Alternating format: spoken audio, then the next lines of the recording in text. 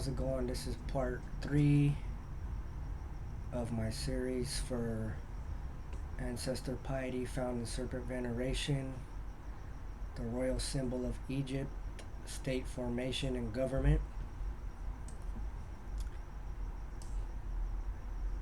From part 2, we discussed the 7 fundamental principles of sun and serpent worship, i.e., Christianity. So you'll see where Christianity got these beliefs from. So these 7 fundamental principles are fecundity, which is reproduction, generations of sons, having many children, and reincarnation.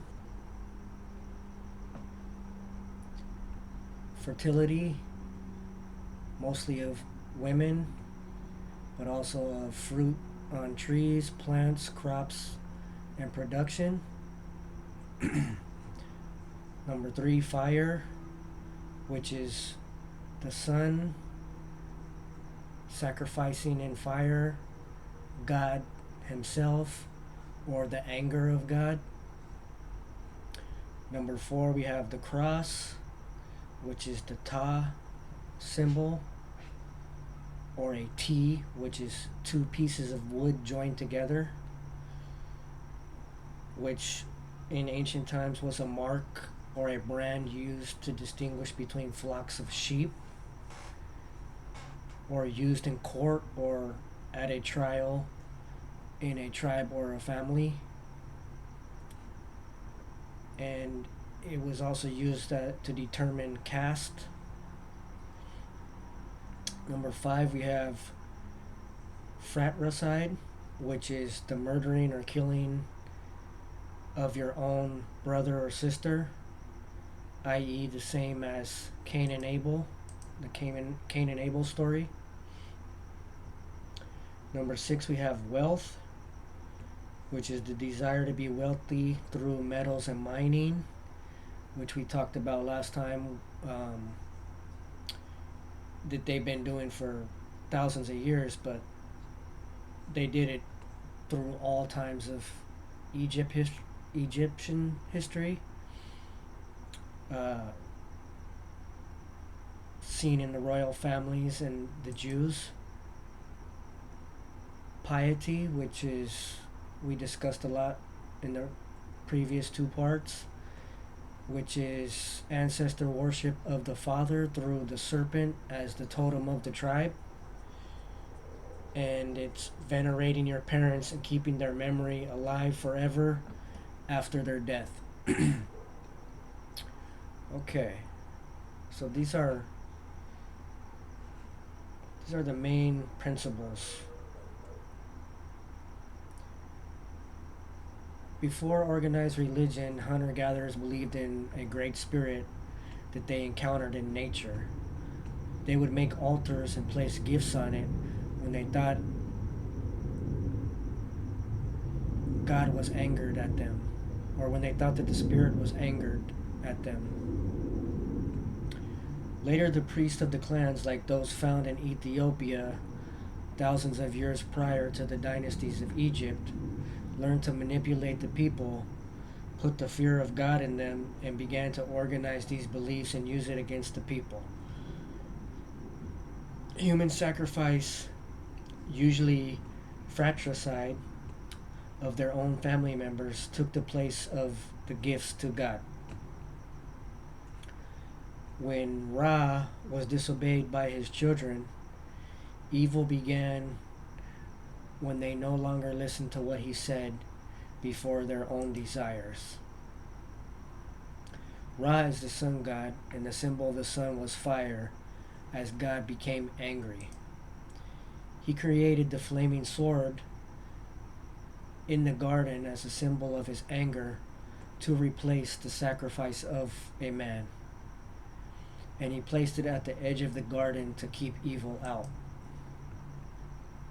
By doing this, he fulfilled his promise that his children would now have the knowledge of good and evil, as before this they only had knowledge of good.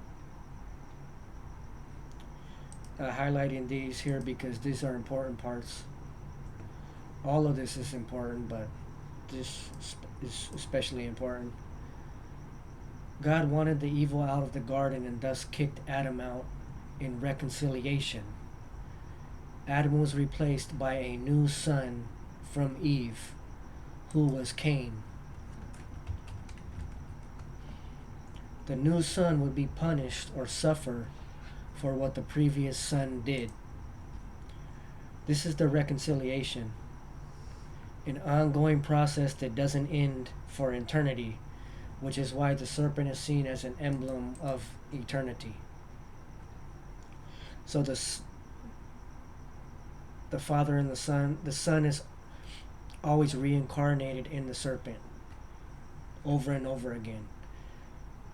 The Son becomes king. His son is a prince. He dies. He enters the serpent. When the son dies, the son enters the serpent.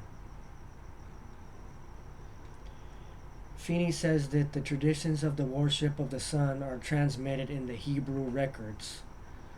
Ezekiel used a 3-membered cross to mark the sheep who were exempted from slaughter.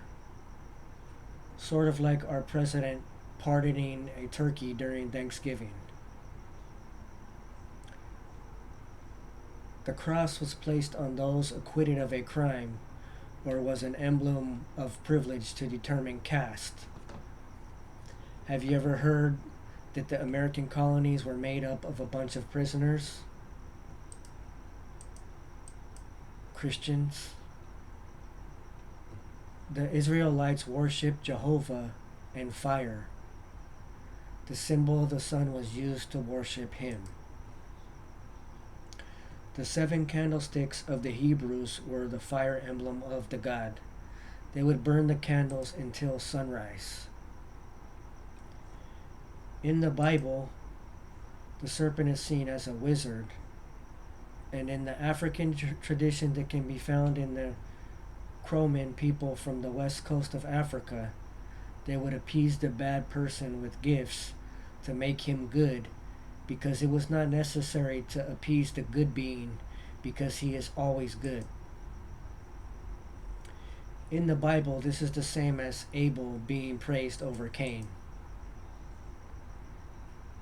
Stanley Wake says, the brazen serpent was used by Moses to make the Israelites obedient. This is because that was their original religion before it was changed by Moses. And like we talked about in part 1, if you killed the serpent, you had to pay with your own life. Alright, that's part 3. And the sources I use for this is the Bible, Merriam-Webster Dictionary, Hambley's The Serpent Worship in Africa, Feeney's Prehistoric Traditions and Customs in Connection with Sun and Serpent Worship, and then we added a new source here, Stanley Wake's Serpent Worship and Other Essays.